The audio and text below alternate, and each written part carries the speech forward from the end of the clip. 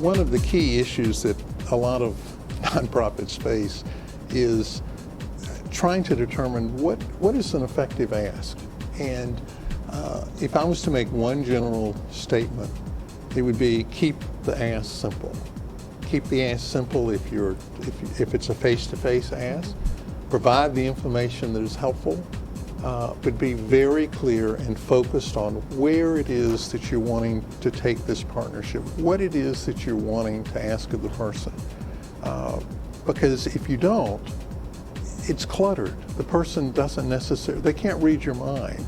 And they are wanting to help you. They're wanting to partner with you, but they need the information. One key aspect of that is to ask. To ask, Absolutely. Say, we're hoping you would consider this. If not, particularly for large donors, you're putting them in the situation of they're saying, well, what is the price of this car? And, well, you're not going to tell me? I have to guess? Right. Well, no, I want to know what I'm not going to necessarily do what you want me to do, but I want to know what you would like for me to do. Because you need to provide that information. The keeping the ask simple, though, occurs at all levels of solicitations. And one that I think is a very helpful piece of information to share is the problem that often evolves for small nonprofits where they clutter the ask. They write letters that are long, where the ask is here, and so you're going through 5 pages, and so the person is wading through to see what it is you're actually doing. Oftentimes, organizations will put things in. If we add this article, if we add this information, that will increase their opportunity to give. The fact is that if you have a letter and you have an ask in it, and you've got something, particularly something that's very attractive, that person is likely to put down that letter and go and do what you've asked them to. Read this article. Yes. Well, I take this 20 minutes to read this article, and then I go to dinner, and the letter's here. So you have attracted them away from the intent. We were talking a little while ago about the whole issue of annual reports. And I think that's a very interesting question of what is the role of an annual report, particularly at the end of the calendar cycle for annual funds, where it's your final appeal, where you're trying to get in the gifts before the end of the fiscal year. And somehow people think that, well, that's the time to present our annual report, because seeing the annual report is going to convince people to give to us.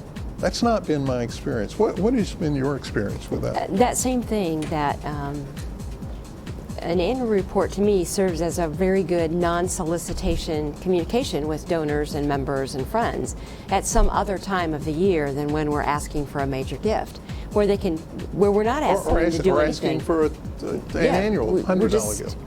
It's a time for them to be more informed about the organization, but it's not tied directly to an ask, and then you do your ask in a simple form.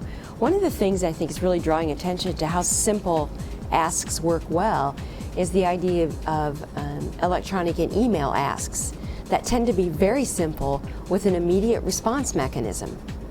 And however we feel about that tool, it does do one thing. It unclutters the ask. Mm-hmm.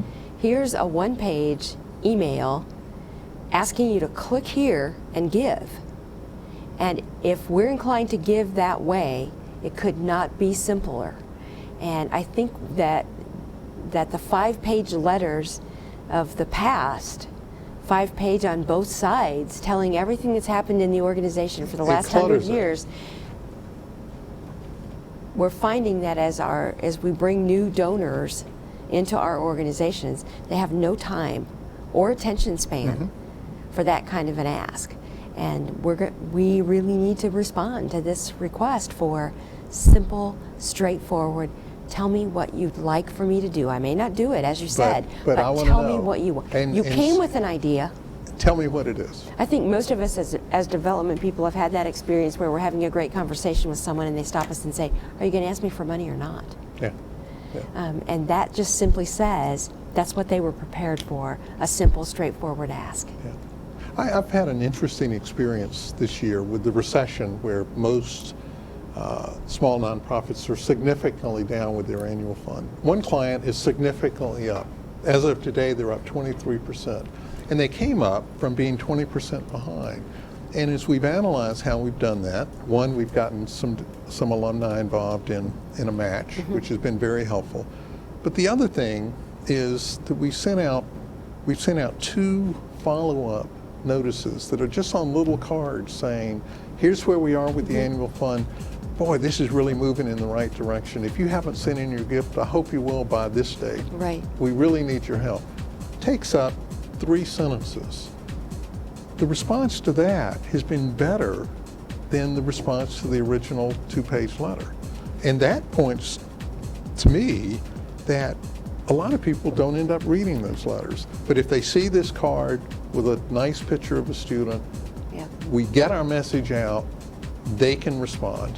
You asked me to give. It is my time to give. And I'll do it. And I thought my wife was giving. Yeah. This reminds me, nope, you're not in that category. So you write out that check. Simple ask. Simple ask. Very important. Is the simpler, the better.